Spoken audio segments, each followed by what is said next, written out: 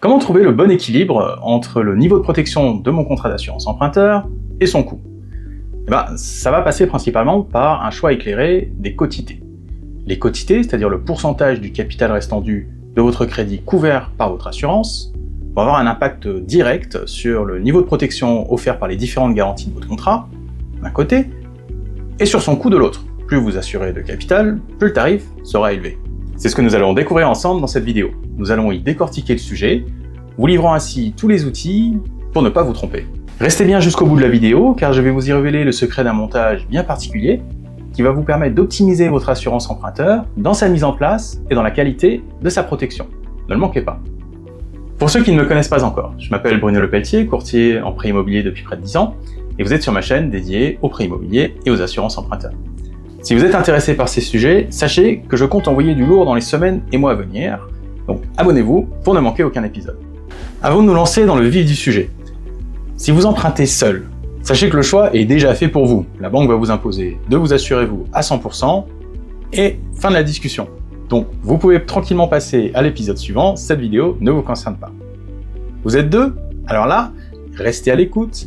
Idéalement, asseyez-vous tous les deux face à l'écran, car vous allez devoir discuter ensemble de ce choix. Commençons par regarder quel est le niveau minimum et le niveau maximum de quotité que vous pouvez mettre en place sur votre contrat. Le niveau minimum de quotité, c'est la banque qui va vous le fixer. Dans la plupart des cas, c'est 100% du capital. Ces 100% vont se répartir entre vos deux têtes, en suivant la répartition de vos revenus. Si vous gagnez la même chose, on va faire du 50-50. Si un seul membre, un seul conjoint travaille, ça sera 100% sur lui, 0% sur l'autre. À l'opposé, le maximum, ça va être 100% de capital par emprunteur. Donc si vous êtes deux, 200% en tout. Il arrive toutefois fréquemment que le banquier vous demande d'assurer plus que 100% en tout. La banque, lors de l'étude de votre dossier, va vérifier que vous ne dépassez pas 35% de votre endettement avec les remboursements de votre prêt. Elle va aussi vérifier que vous respectez ces normes de reste à vivre. Le reste à vivre, c'est quoi? C'est combien d'argent il vous reste à vivre tous les mois, une fois que vous avez payé toutes vos charges. Mais la banque ne va pas se contenter que de regarder à l'instant T l'endettement et le reste à vivre. Elle va aussi prendre la situation hypothétique où l'un de vous deux venait à disparaître. Et elle veut que, quelle que soit la situation qui se déroule pendant le prêt, le conjoint survivant, si un revenu disparaît, puisse faire face aussi bien en termes d'endettement que de reste à vivre. Prenons Marie et Pierre comme exemple. Couple avec 3 enfants. Marie gagne 3 000 € et Pierre 1 500. Ils font un crédit pour l'achat de leur résidence principale, d'un montant les amenant à une mensualité de 1 500 €. Après avoir regardé cette vidéo et bien discuté, ils ont décidé de s'assurer à 70% sur madame et 30% sur monsieur afin de limiter les coûts de leur assurance. Cela revient à dire que si Marie, suite à un sinistre, perd son revenu, alors l'assurance prendra en charge 70% du prêt auprès de la banque. Pierre pourra impacter ce remboursement sur la mensualité, ce qui lui laissera une mensualité d'environ 500 €, le laissant donc sur un endettement à 35%. Pourtant, la banque avec qui ils font affaire va refuser leur demande. Elle va leur demander d'assurer madame à hauteur de 100%. Pourquoi? Parce qu'elle applique une norme de reste à vivre de 800 € par adulte, plus 150 € par enfant au minimum. Si Pierre se retrouve seul avec 3 enfants, il doit justifier au minimum 1 250 € de reste à vivre, ce qui n'atteint pas avec un reste à vivre de 1 000 €. D'où l'exigence de la banque d'assurer madame à 100%. Bon là, je viens de vous donner un exemple bien propre, rationnel, facile à comprendre et plutôt de bons conseils pour vous en termes de protection. Il arrive que la banque ait des positionnements un peu moins raisonnables en termes de quotité qu'elle va vous demander, vous imposant par exemple de vous mettre à 100, sans plus d'explication que ça, ou se prémunir du devoir de conseil, ou clairement on sent que c'est un intérêt commercial de la part de la banque de vous surassurer pour vous facturer plus de primes d'assurance. A l'inverse, vous avez parfois des banques qui vont vous laisser complètement libre sur les choix des quotités du moment que vous assurez 100%, ça leur va. Or, selon les paramètres de votre projet, des demandes de quotité élevées de la banque peut devenir un point critique, et cela pour plusieurs raisons. Premièrement, ça peut vous faire payer beaucoup plus que vous ne l'auriez souhaité en termes de mensualité.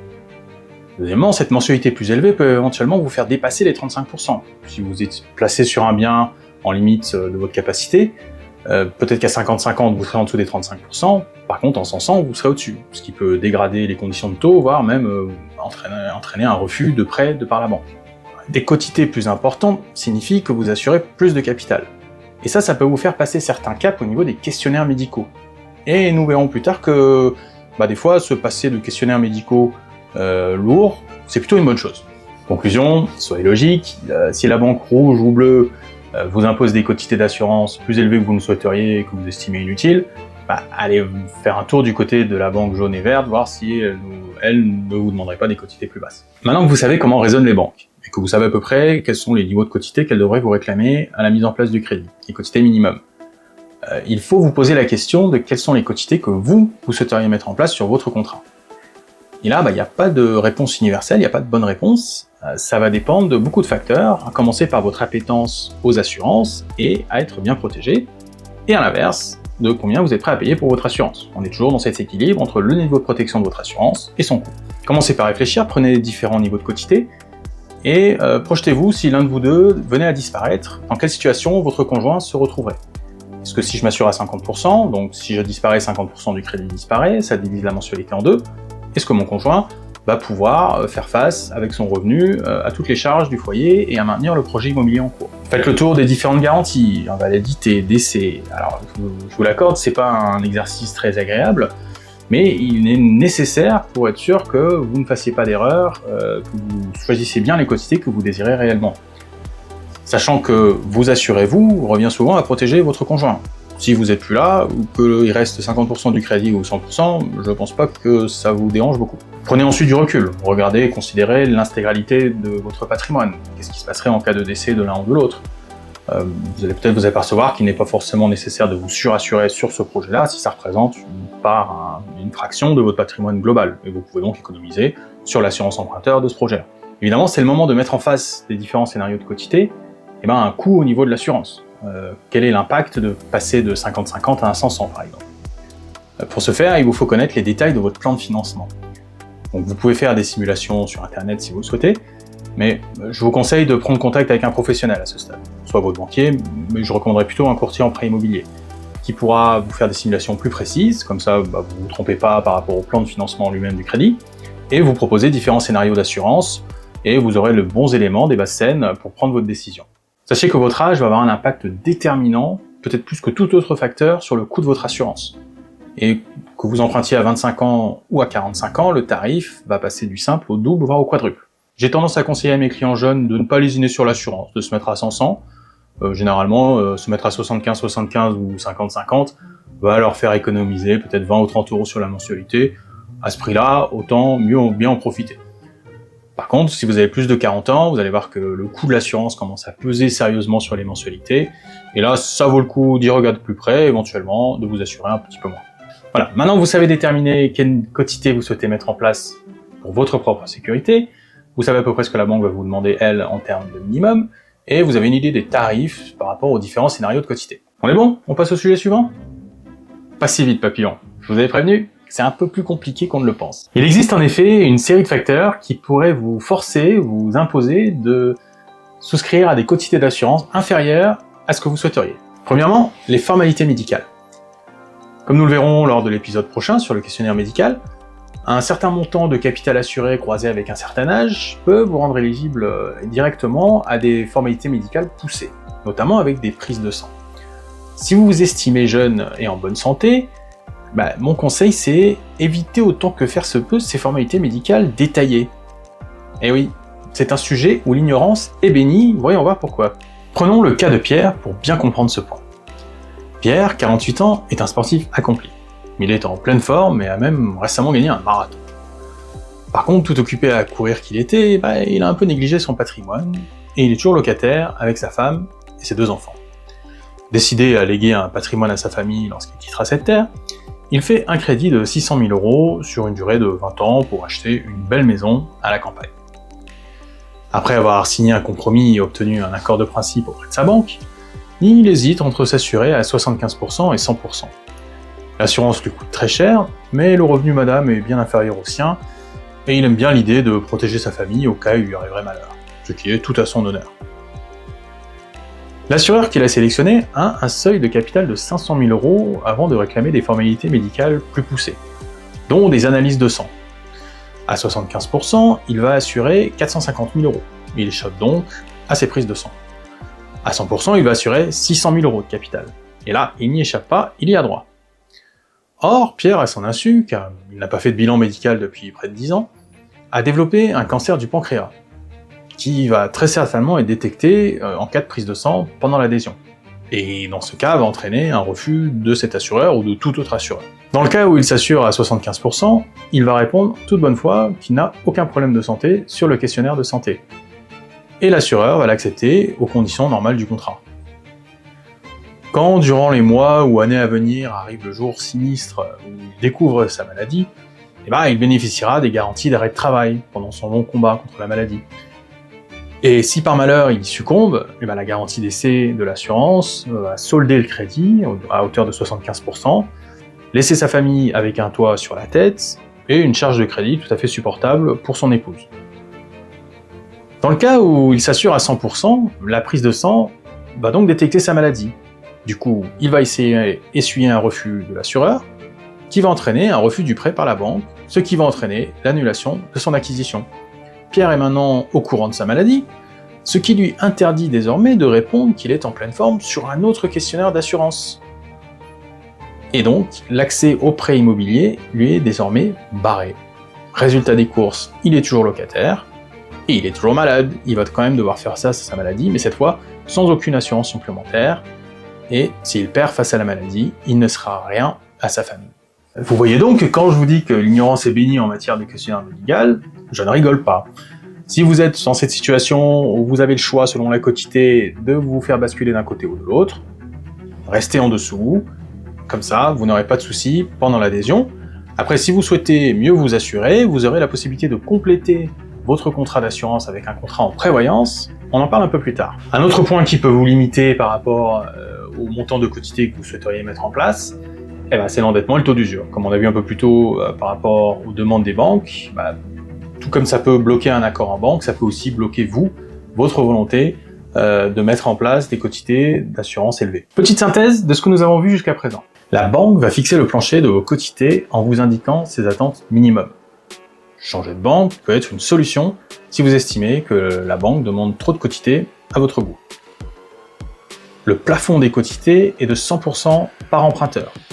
Fixer le curseur entre ces deux bornes est une décision qui vous appartient et que vous prendrez en prenant en compte vos revenus respectifs, les différents scénarios si l'un de vos revenus venait à disparaître pendant le crédit, la situation globale de votre patrimoine en cas de disparition d'un emprunteur pour le conjoint survivant et vos enfants, votre appétence à être bien couvert pour vous sentir en sécurité, et le coût de l'assurance selon les quotités choisies. Une fois votre décision faite, nous avons toutefois vu que certains facteurs peuvent vous forcer la main pour souscrire des quotités plus hautes ou plus basses que vous ne le souhaiteriez. Le plancher fixé par la banque au nom du devoir de conseil, esquiver des formalités médicales lourdes, sachant que ce n'est pas toujours possible, et que si vous êtes frappé de surprimes lourdes suite à l'étude médicale, cela peut aussi vous faire revenir sur votre choix des quotités. Un taux d'endettement de plus de 35%, et enfin éviter des problématiques de taux d'usure. Comme vous pouvez le constater, certains de ces éléments sont sous votre contrôle, d'autres pas du tout. Et selon comment se déroule votre dossier de prêt et votre adhésion à l'assurance, vous pouvez être amené à devoir réagir et à changer de fusil d'épaule si vous avez un problème dans ce processus. Aussi, je vous conseille de vous y prendre plutôt tôt. Intéressez-vous à cette question des assurances, ça vous permettra d'arriver en banque ou chez votre courtier avec les idées claires sur ce que vous souhaitez et tout de suite savoir de bonne heure identifier certains potentiels problèmes avec votre assurance emprunteur. Et c'est là que je vais vous révéler un petit secret. Une méthode, un montage d'assurance qui va vous permettre non seulement d'optimiser votre couverture d'assurance, mais aussi de vous éviter bien des tracas pendant l'adhésion. Vous êtes prêts? C'est parti. Le secret, c'est tout simplement de partager votre contrat en 2 contrats d'assurance. Alors oui, ça multiplie les démarches par 2, mais nous allons voir que les avantages sont multiples. Le principe, c'est de faire passer une partie du capital assuré sur un contrat en prévoyance. Regardons comment ça marche. Par défaut, sur un contrat d'assurance, le bénéficiaire des garanties est la banque qui vous finance. Et si vous souhaitez vous assurer à 100% chacun, le montage ressemblera à cela. En montage prévoyance, nous allons diviser ce contrat en 2, avec un contrat à 50-50 bénéficiaire banque, et un autre contrat de 50-50 avec exactement les mêmes modalités que le premier contrat. La seule différence, c'est que cette fois, nous allons vous mettre vous en bénéficiaire. Vous serez en bénéficiaire croisé. C'est-à-dire que le bénéficiaire de madame, c'est monsieur, et le bénéficiaire de monsieur, c'est madame. Vous voyez bien qu'en additionnant les deux contrats, vous vous retrouvez bien assuré à 100% chacun. Petite note au passage, si vos revenus sont déséquilibrés dans le couple, et que la banque vous demande de vous couvrir à 70-30 par exemple, il est parfaitement possible de faire ce système avec un premier contrat à 70-30 bénéficiaire banque, et 30-70 en bénéficiaire croisé. En évitant de surassurer la banque, vous avez rajouté une dimension de prévoyance à votre contrat d'assurance emprunteur. Comment fonctionnent ces deux contrats en cas de déclenchement d'une garantie suite à un sinistre? Disons que monsieur décède. Le premier contrat va solder 50% du capital du prêt directement auprès de la banque. Le deuxième contrat, lui, va verser 50% du capital restant à madame. C'est libre d'imposition, elle aura le choix de faire soit de rembourser le prêt, ou de faire le tour du monde avec l'argent. Imaginons maintenant que suite à un accident de voiture, monsieur et madame décèdent simultanément. Dans ce cas-là, le premier contrat va solder 50-50 l'intégralité du prêt auprès de la banque, et le deuxième contrat va verser 50% plus 50% du capital de votre prêt à vos descendants. Ils vont donc récupérer le bien immobilier libre d'encours de prêt, et une fois, le capital de votre crédit. Mais les avantages ne s'arrêtent pas là. Le contrat prévoyance, n'impliquant pas du tout la banque, qui n'a d'ailleurs pas du tout besoin d'être mise au courant de son existence, ne sera pas pris en compte dans le calcul de l'endettement, ni dans le calcul du taux d'usure. Ça vous offre là une excellente solution pour contourner ces problèmes si vous les avez dans votre projet. Ensuite, en divisant le capital assuré sur deux contrats, cela permet aussi de contourner le risque de formalités médicales longues, éprouvantes et risquées pour votre projet, en restant sur un simple questionnaire médical. Enfin, vous n'avez pas l'obligation particulière sur les garanties sélectionnées. Vous pouvez choisir sur ce contrat en prévoyance uniquement les garanties des CPTA si vous le souhaitez, afin d'en limiter le coût. Et vous avez aussi la possibilité d'arrêter ce contrat à tout moment, sans avoir à demander l'accord de la banque, vous êtes libre de le poursuivre ou non. Vous voyez donc que c'est une solution séduisante à mettre en place, intelligente, assez flexible.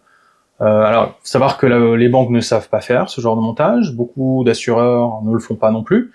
Il vous faut donc trouver le bon interlocuteur pour la mettre en place. Votre serviteur serait ravi de le faire pour vous, n'hésitez surtout pas à me contacter si vous êtes intéressé, vous me trouverez sur mon site qui est dans le descriptif de cette vidéo. Voilà, là je pense qu'on en a fini. Sur le sujet des quotités, je vous ai partagé les éléments principaux, les informations qui vont vous permettre de faire un choix éclairé. Merci beaucoup d'avoir regardé cette vidéo jusqu'au bout. Je vous donne rendez-vous dans l'épisode numéro 4 où nous aurons le plaisir de voir ensemble les détails du questionnaire médical pendant une adhésion à une assurance emprunteur. Ciao!